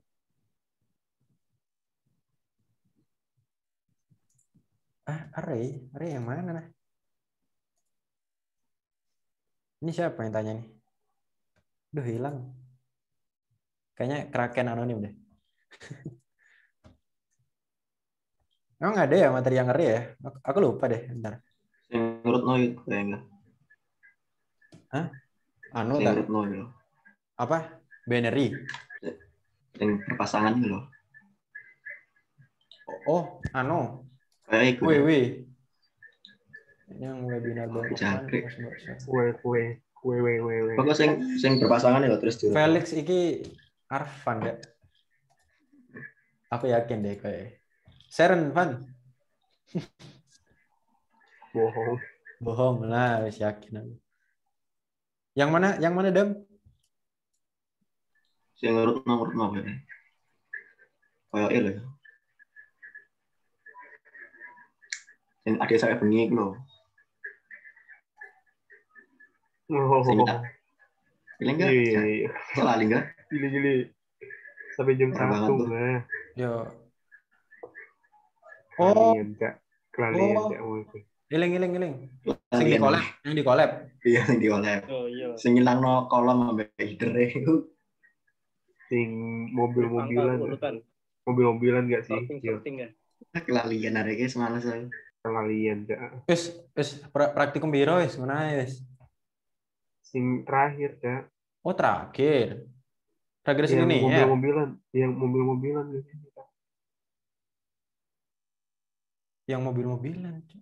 Mobil Hilux apa? Nggak tahu ya. Kuis Alpha yang terakhir gimana? Aduh, kalau kuis yang ini yang bank dah, yang bank. Iya itu. Aduh. Ya, nomor Lalu 2. diurutkan. Nah, itu. Walah. Aku langsung ngomong ke pasangan. Itu aduh, udah ngoding sempurna itu saya. Tapi ternyata beda soal. Luar ekspektasi ya enggak? Ya, bentar. Mana ya? Bentar, ingat. Nah, collab pokoknya hadir. Enggak, aku ada kok. Jangan-jangan ini bukan. Bank nasabah. Ingat. Wait.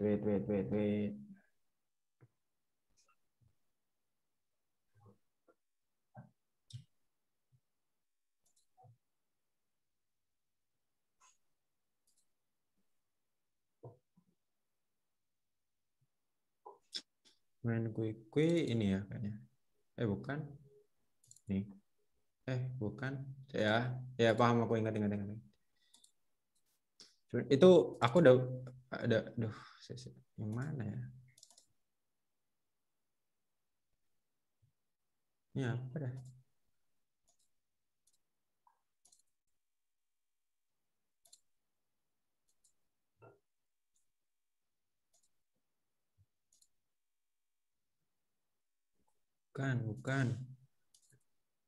Bukan.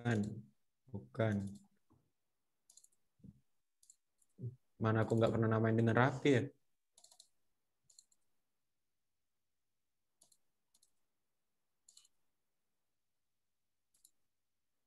Itu enggak. Kudu aku itu ya. Itu mana? Bukan aku itu loh. Kopium.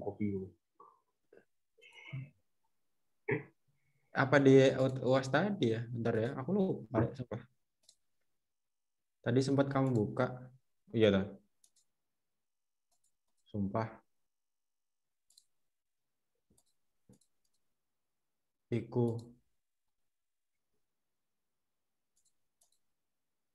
Iki dah.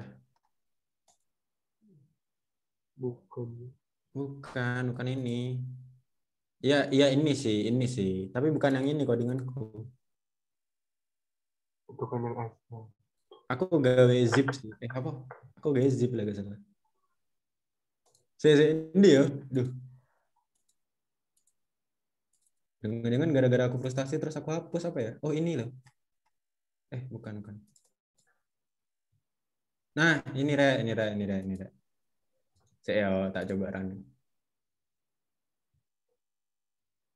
Masukkan banyaknya pasangan. Misal 5. Bentar ya. Kalau nggak salah di sini itu ada deh. Itu kuis, ding. Ya kuis. Misal ya, masukkan banyak pasang 5. Masukkan huruf ke-1, G. Angka ke-1, 9. X3 D5 L 8 Q2. Nah, ini. Berarti kan data sebelum diurutkan ini kan G9 X3 D5 L8 Q2. Kalau diurutkan berdasarkan abjad ini kan DGL QX ininya ngikut D5 G-nya 9 L8 Q2 X3. Kalau berdasarkan angka ya Q-nya pasangannya sama 2, angkanya urut ininya gitu. Oke, gitu ya. Ini udah yang sesuai yang diminta lah ini. Kalau nggak salah. Nah, ini jujur ada banyak metode ya. Ini aku jelasin metodeku dulu. Oke, jadi pertama itu aku buat ya list kosong lah, buat menangkap hurufnya apa aja, angkanya apa aja gitu. Terus ya udah bikin berapa banyak pasangan untuk perulangannya. Terus ya udah bikin perulangan kan sebanyak yang dimasukin. Terus ya udah input hurufnya sama input angkanya dimasukin ke list ini. Udah misal ditangkap. Nah, sekarang yang belum urut dulu. Nah, jadi di sini aku tuh pakai zip, Re. Jadi apa fungsinya zip? Fungsinya zip itu menyatukan dua array yang terpisah ya. Oke. Gini gampangnya.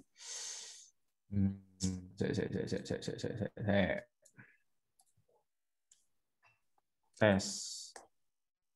Misal A sama dengan huruf ya, misalnya A,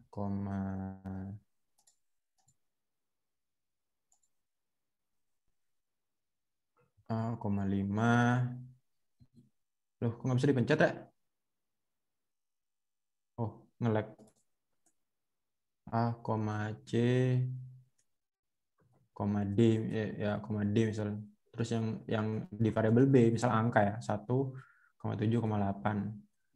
Nah, terus print misalnya zip A, B. Ini ya. Nah, print zip A, B. Salah ukuran. Ya, zip object.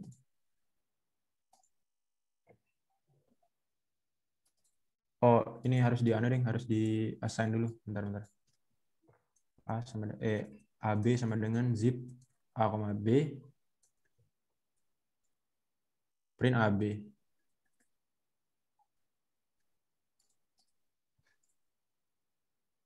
Kok zip object sih? Sebentar ya. Aku jadi lupa deh.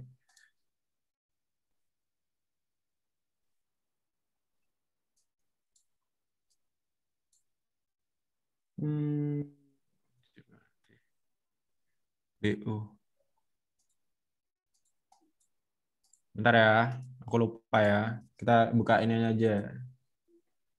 Buka dokumentasinya.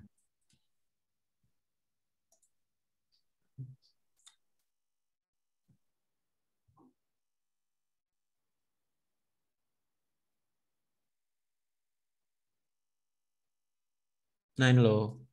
Ini loh maksudku. Berarti mana nih? Bentar. Result sama dengan zip. Result list.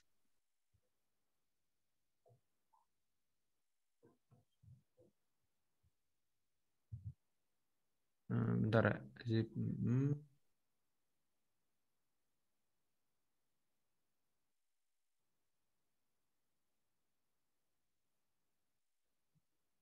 Oh, ini pakai set ya.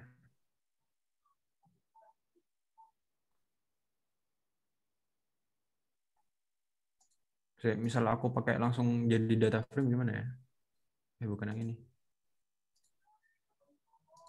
Misal yang data frame, kok yang ini sih lagi?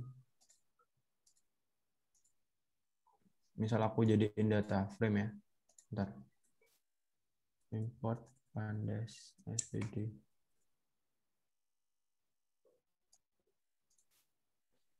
Nah, aku juga kenapa kok bisa ya? Nggak tahu. df sama dengan pd.dataframe. Misal df sama dengan pd.dataframe ab print ab bisa nggak? Kok print ab? Print df. Nah, langsung loh padahal. Gitar kepetik yang cantik. Ya, intinya apa ya, Rek? Kalau dilihat dari dari dokumentasi zip itu dia gabungin dua yang iterable ya, yang sifatnya iterable ya, kayak list gitu ya. Gabungin dua list yang berbeda jadi tuple gitu. Jadi sebuah dictionary. Jadi misalnya nih berarti A,1 terus koma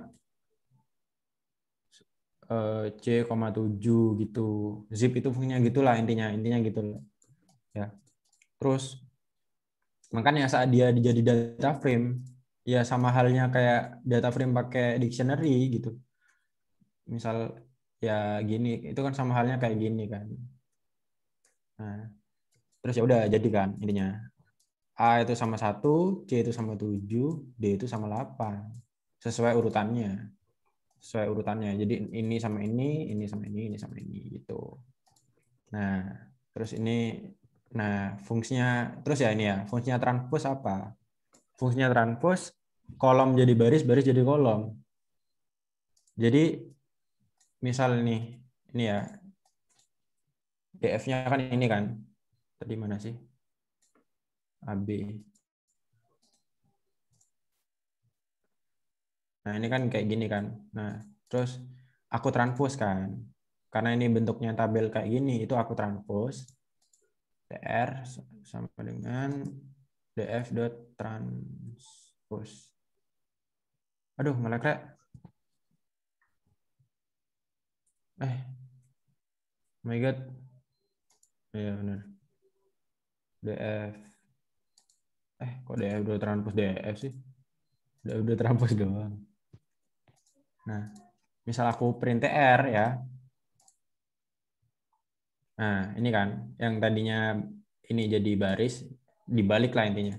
Yang ini tadi jadi baris, ini jadi kolom. Yang tadinya ini kolom jadi baris, transpose. Udah kan, udah kayak gini kan, udah sesuai yang kayak diminta kan. Nah, terus gimana sih cara ngilangin ininya, header sama apa namanya, indeksnya gitu kan. Nah, itu pakai ini toString. Jadi data frame-nya itu dirubah ke string, ya katakanlah gitulah. Jadi x tr.toString, ya kan? Jadi data frame ini itu dirubah ke string. Terus tinggal kayak yang di read CSV gitu loh. Kalau di read CSV kan bisa kan? Header sama dengan 0, index sama dengan 0. Artinya nggak pakai header, nggak pakai kok sama dengan 0 sih? False. Kayaknya 0 juga bisa sih, aku lupa ya.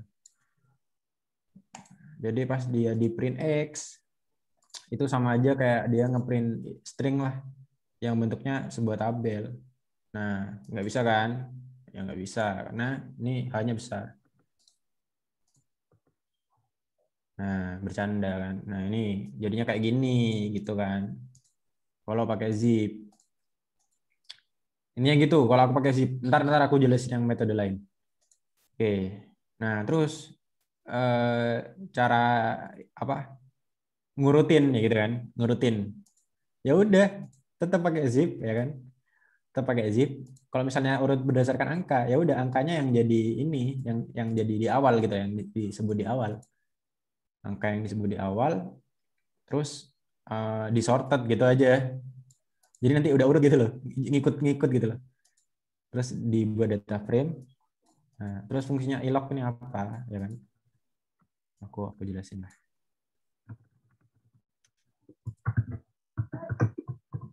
Fungsinya ilog itu apa?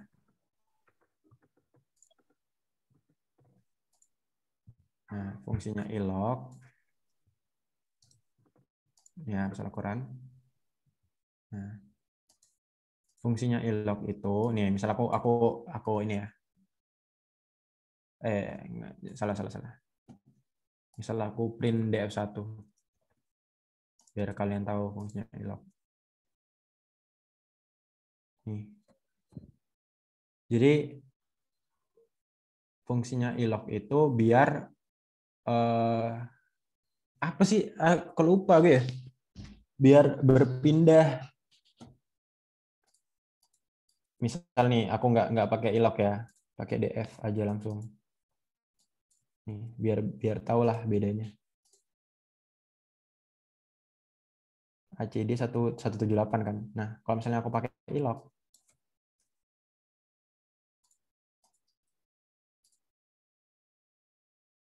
nah ini loh, apa ya, ngepindah ini loh. Kan kalau yang diminta kemarin tuh outputnya yang di atas huruf kan, yang di bawah angka. Nah, fungsinya ilog ini itu mindah lah. Mindah yang ini ke sini, yang ini ke sini gitu sih fungsinya. Ini kalian untuk lebih jelasnya kayak gini-gini itu apa, itu bisa lihat di dokumentasi. Terus ya udah ditranspose lagi biar jadi apa, mendatar gini, kolom jadi baris jadi kolom. Terus df itu string gitu.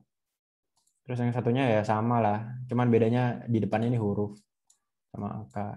Nggak pakai ilog karena ya udah bener urutannya. Gitu aja itu sih. Ini aku copy lah. Ini aku copy ke sini lah.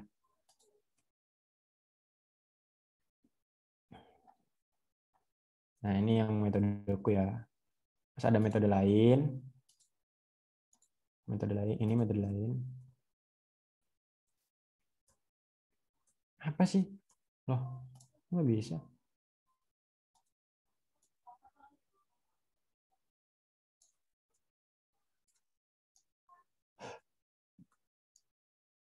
Ini nggak tahu ya, ini aku coba, aku lupa.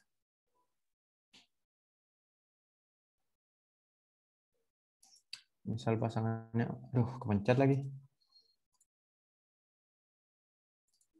Pasangnya 4, A, 6, B, 9. Ini jelek ya. Spasinya terlalu banyak. T, 4. Data diurutkan berdasarkan huruf. A itu sama 6 ya, betul ya? A sama 6, B sama 9. Nah ini memang udah urut ya, B, C ya. Bodoh banget gitu ya. Bentar. 3 deh. X, 6, A, 4, L, 3. Nah ini kan sama kan urut kan, A4, L3, X6. Nah ini cuman aku belum selesaiin. Nah ini ada metode lain. Metode lain itu ya sama ya awalnya ya. Apa bikin perulangan dan sebagainya. Terus di append. Nah terus aku bikin dictionary nih. Dictionary di mana isinya itu huruf ya, kolom huruf. Kolom huruf itu apa isinya huruf ini. Kolom angka isinya angka. Habis gitu ya udah bikin data frame sesuai dictionary ini.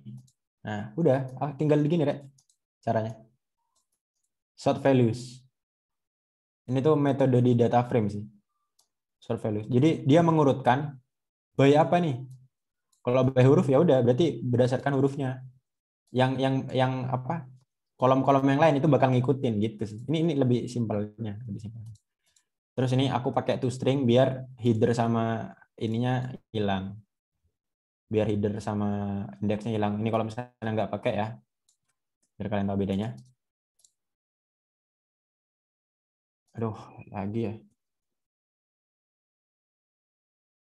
Ini ada huruf, ada ini kan nggak enak kan, jelek kan. Nah, makanya pakai toString gitu. Ini aku copy lagi lah, nanti kalian bisa kreasikan sendiri. Oke, gitu ya ini ya. Semoga bisa menjawab. Terus ada yang, nah ini ada yang, ini ada titik ini siapa? Yuda ya? Atau siapa? Ini ada yang berbagi juga nih. Aku copy aja lah.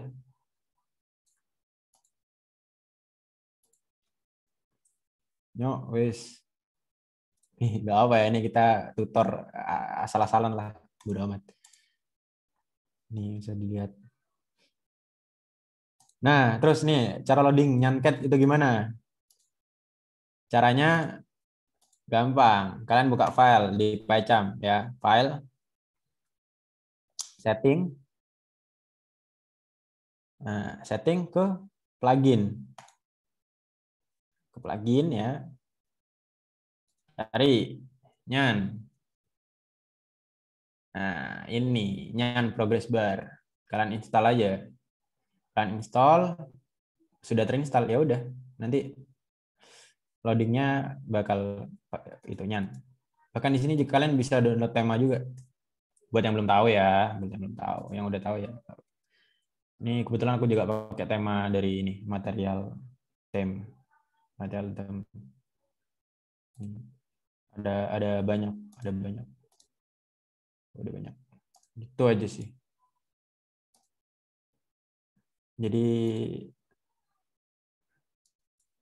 Nyan, buat mungkin ini orangnya nggak tahu ya masih ada atau enggak, aku screenshot aja lah. Aku screenshot.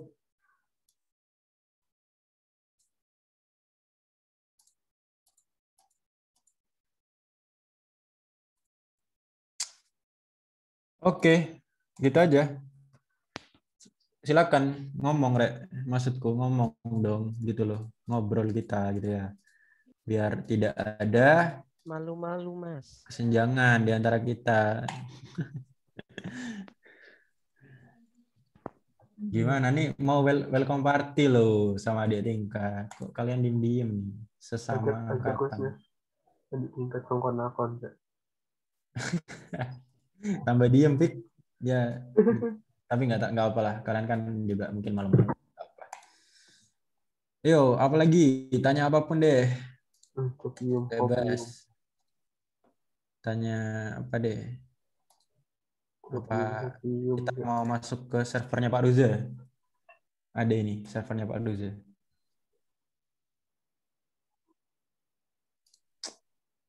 Yang isinya nggak tahu sih. Nih. Ini yang penelitianku sama Pak Ruza, sama Wildan.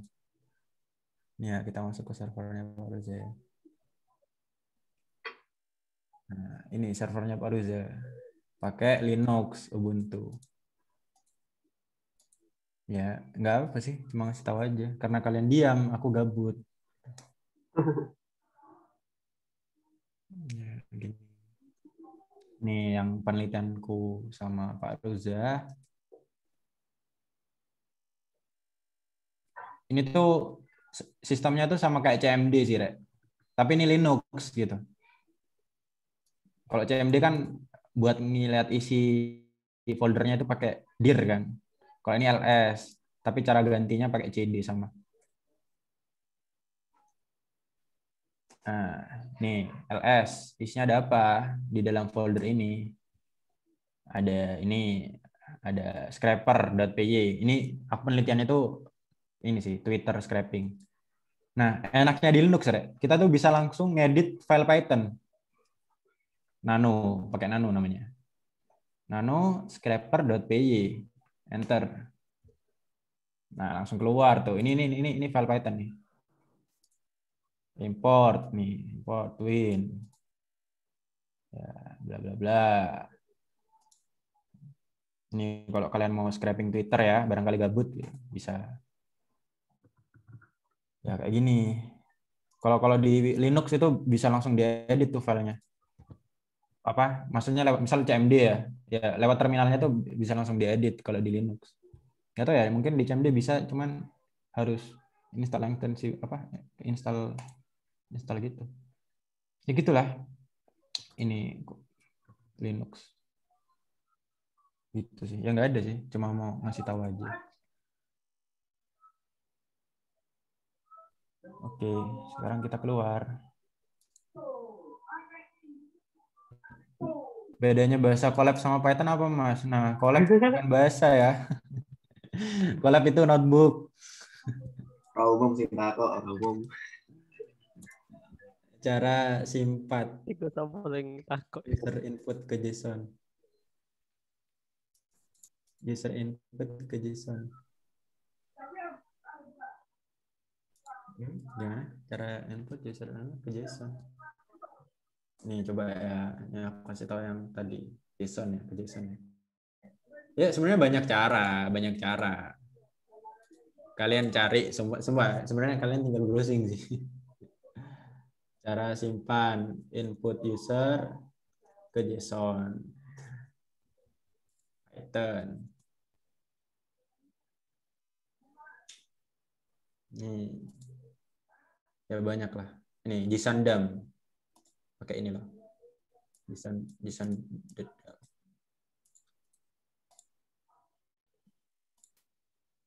tapi biasanya kalau JSON tuh buat lebih ke ini sih, database gitu. Apa? Ini misalnya. Bahasanya memang di dump tuh disimpan berarti. CD Indo Polisi Stats LS Nano Scraper.py. Nah, ini ya contoh ya. Nah, ini. JSON.dump. Ya, apa yang mau sebenarnya apa? Intinya JSON.dump apa yang mau disimpan nih ke dalam JSON. Banyak sih. Cari di dokumentasinya ada kok. Ya. Cari di dokumentasinya banyak kok. Nih, misal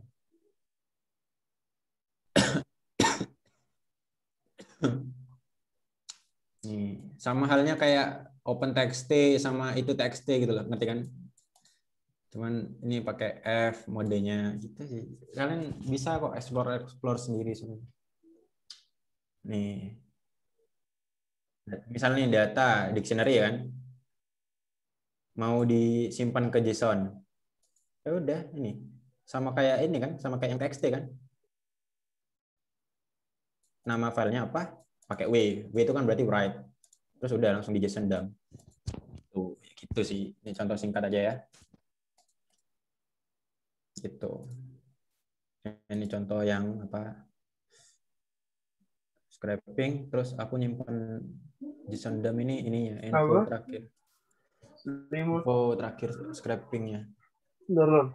Misalnya nih nano info terakhir .json. Nah, info terakhir itu berupa tanggal sama waktu. Berarti ini terakhir kali scraping web scraperku ini di run. Kalau kalian ingat ya dulu pernah kan ada drama terkait apa ya? Yang IPK-nya kurang terus ada yang apa ya? Remedi dan sebagainya. Terus paknya malah nyuruh itu kan cron job itu kan. Nah, itu sebenarnya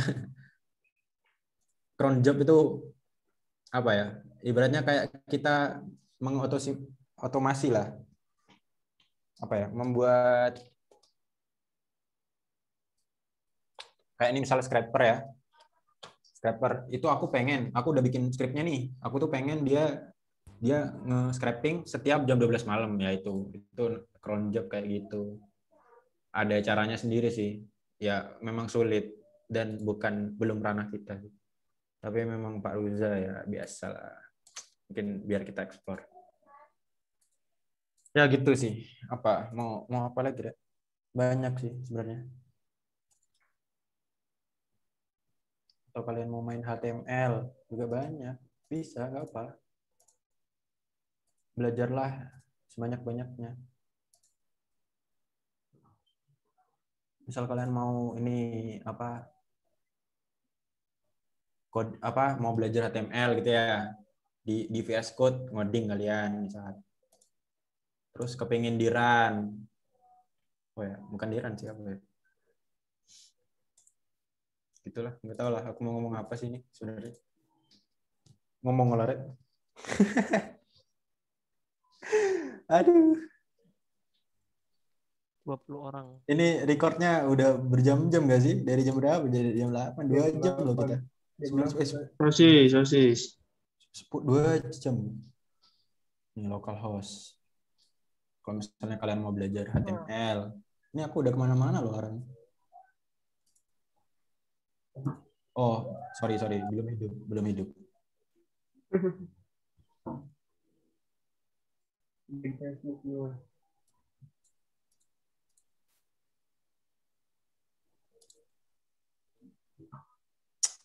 Ya, ini FYI aja ya. XAMPP ini adalah buat kalian ngaktifkan localhost kalian. Apa ya? Server lokal lah biasanya. Setelah aku hidupin, ini aku localhost pasti ada. Pasti keluar kayak gini. Dan ini bisa bisa diisi apapun. Misal kalian mau bikin HTML sendiri, kalian mau bikin web gitu ya, WordPress gitu. Ya, diinstal WordPress dan sebagainya. Nih PHP. Kalau kalian yang belum tahu apa ya, mungkin nggak tahu PHP, MySQL SQL itu di sini. Nih, tempatnya database itu di sini. Ada di sini semua. Ini database. Ya itu tapi nantilah.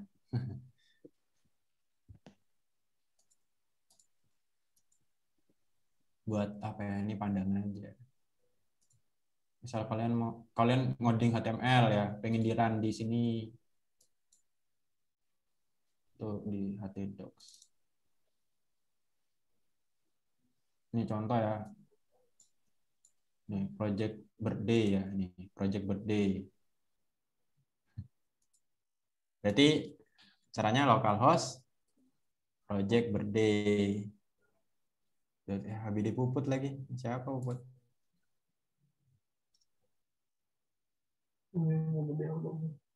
Ini zaman ini gak sih, Bik? Grifa. Apa? Grifa. Apa? Grifa. Mana? Ingat gak? Oh iya. Aduh, ya itulah. Nggak tahu lah. Rekomendasi platform belajar web. Sebenarnya banyak ya. Sebenarnya banyak. Di Skillful ini ya. Aku kasih. Waktu itu kalau nggak salah ada yang apa? Ada yang notice ini, ada yang share ini gitu di Skillful. Kalau nggak salah ya.